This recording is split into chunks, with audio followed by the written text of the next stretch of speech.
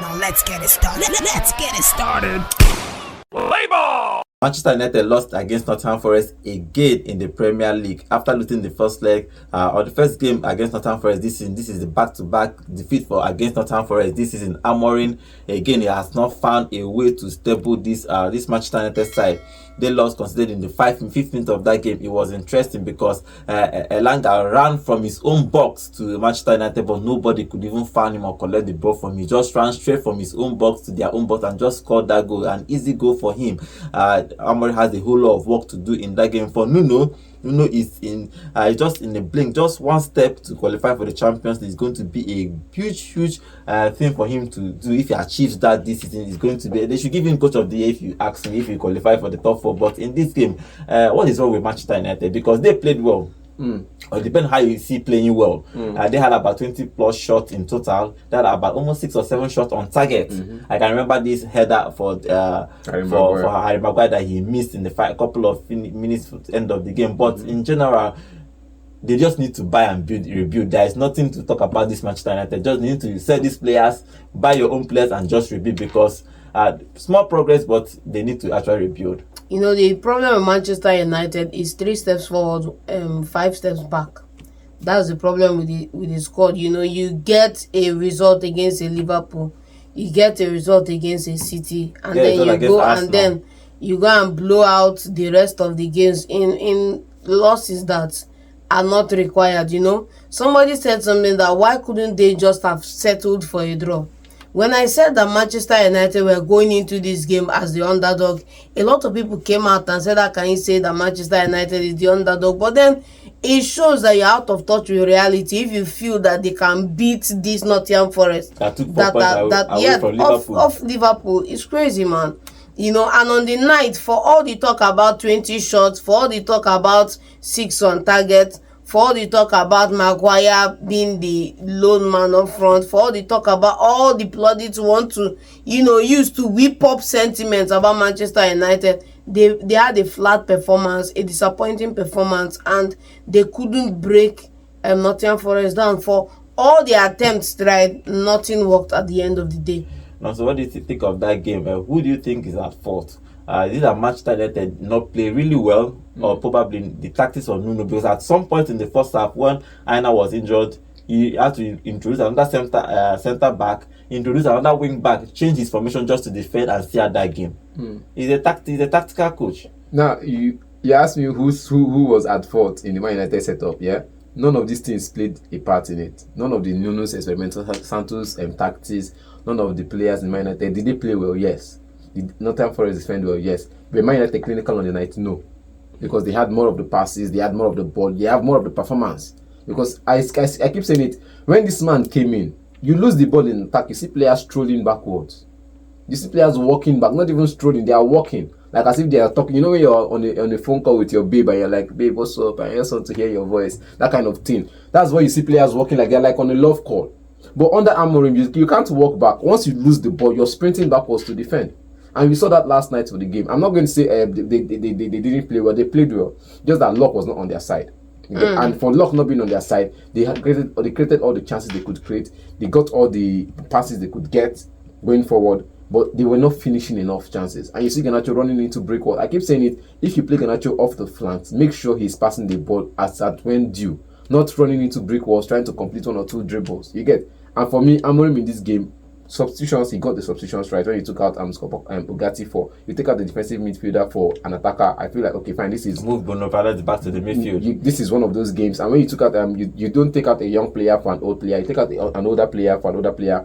When he brought in Eriksen into the game for Cassie, I'm like, okay, fine. Good sub. You still have an average age of this limit, but you need to get the result. And I think creativity was in that game, but finishing was not.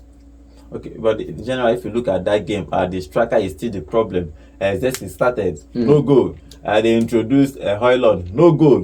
How many games in the Premier would they go with that? I think both of them have not scored 10 goals. Throughout the whole season, both of them have not scored 10 goals. It's just 5 goals between them. I think the last goal Højlund scored in the last game was the first since December.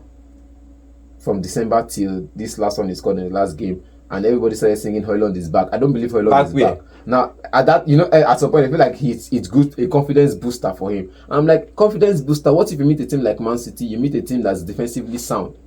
Will this confidence booster still be there? But how do you have a two striker that now Zeski tells you he's not a striker, but he creates those chances. You saw him driving. You saw Zeski when they were in the build-up process of the goals. We saw him dropping deep into midfield. See, I don't understand when you say that Zeski says he's not a striker. When you're lacking, when you signed as a winger or you were signed to come and do a job. We had this debate about Kylian Mbappe for PSG and Real Madrid in his first season. And I'm like, if you bring up the result for PSG and Kylian Mbappe in his first season and tell me his goal tally in his first season as opposed to his goal tally in the last season and his first season at Real Madrid, first season of PSG, last season at PSG, first season at Real Madrid till we continue that debate, I'll tell you Zeski's goal ratio for Bologna in his first season or perhaps in his last season for Bologna.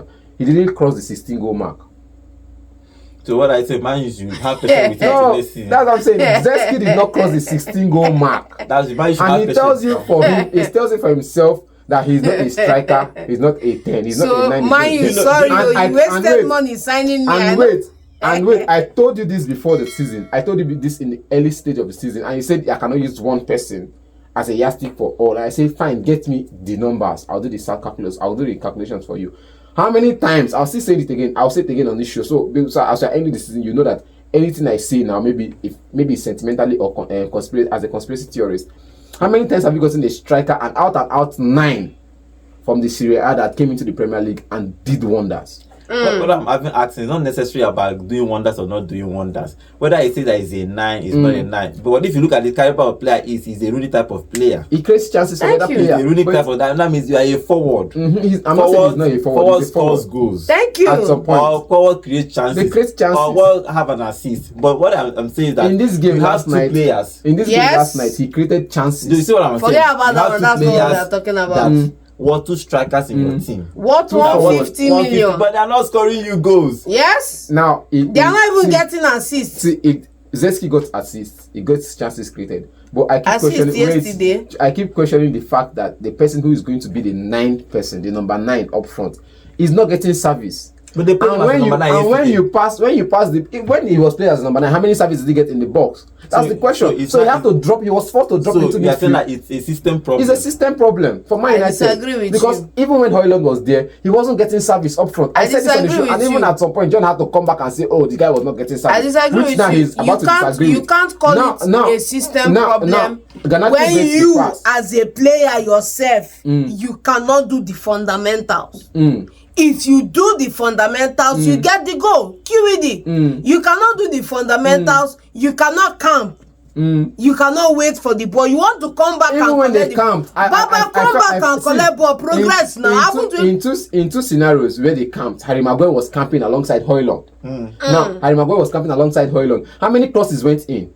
It was just Dalot. So a system problem. It's a system problem, man. Amorim because even that when Dalot, not Amorim, the team has a problem. It's Amorim. Amorim is not the problem. Amorim is not. He's just coming in to fix all of these things because I think Dalot. Bro, you can't bend it on a system problem. No. And inside those 2 crosses, Harry Maguire got his head to one, and his shot was off target. You get the next one came in from the right, and I think it was a pass from Eriksen to Harry Maguire. That he passed it, and that was the last minute clearance from Murillo. You get that last minute clearance from Murillo. So you see the pass from Eriksen.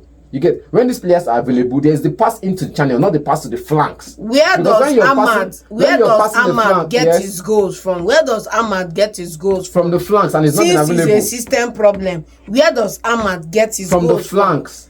And why can't these other 2 guys get their own goals? Zeski is dropping into midfield. Garnacho is playing from the flanks. He's not passing the ball in. Ahmad getting his goal from the flanks is because he has connections with the midfield. So he's dropping into midfield to pass 1 or 2 and run into channels. Zeski has been dropping into midfield. How far? Our market. Okay, answer for yourself. No, I'm asking you a categorical. You say it's a system problem. Somebody is performing in this same flawed system. Another 2 people are underperforming in the same flawed system. And you keep blaming the system where somebody else is flourishing. The same system is having the midfielders score more goals than the strikers. If you noticed, Bruno Fernandes is scoring more goals. Ahmad is scoring more goals. He's not a forward in the team. He's a midfielder in the team. Because look at the way they play. They are playing a 2-10 behind the striker. Is Zeski a forward or not? Ahmad and Bruno Fernandes or Ahmad and Zeski at some point, or Bruno Fernandes and Zeski. And if you look at those games that they play Bruno Fernandes and Zeski as a team, 10. Bruno is scoring goals. Okay. Cassie is scoring goals. Maguire is scoring goals, but the front line is not scoring goals. Okay. Ahmad in the team is scoring goals. Kanacho is not scoring goals. So I'm just telling you, they need to find a way to make sure that they break down defenders for the strikers to score goals. I'm asking now, when he was at Sporting Lisbon, yes, his striker was scoring goals. Definitely. So sometimes it's that. What I'm saying, sometimes for you to have an elite striker, sometimes you have to create something out of nothing. Once in a while. Thank you. As a coach. As a player. As a player. Go and look at all the top strikers in the whole world.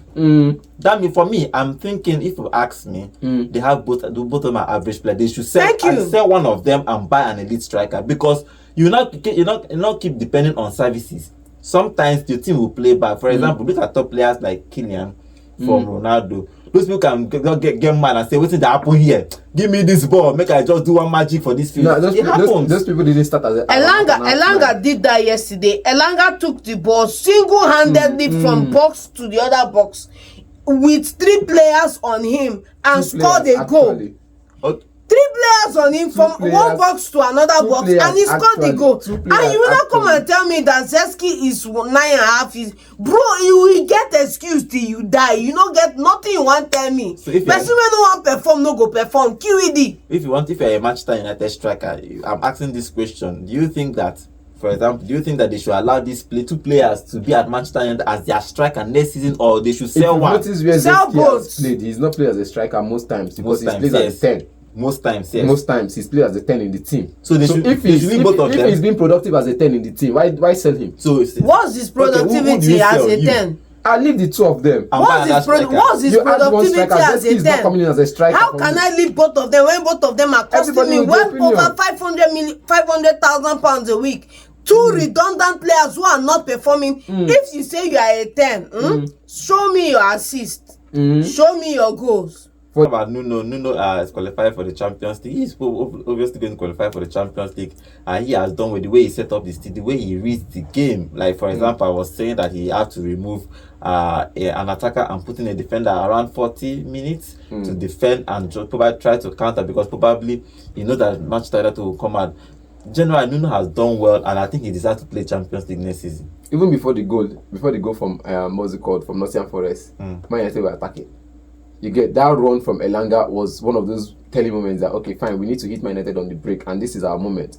Scored the goal, and I think when he took out Orano for Moreno, and we said, okay, fine, this is like for like sub, and he took out Danilo. I think in the 40th minute, he took out Danilo for a Morato. And I'm like, okay, fine, good sub.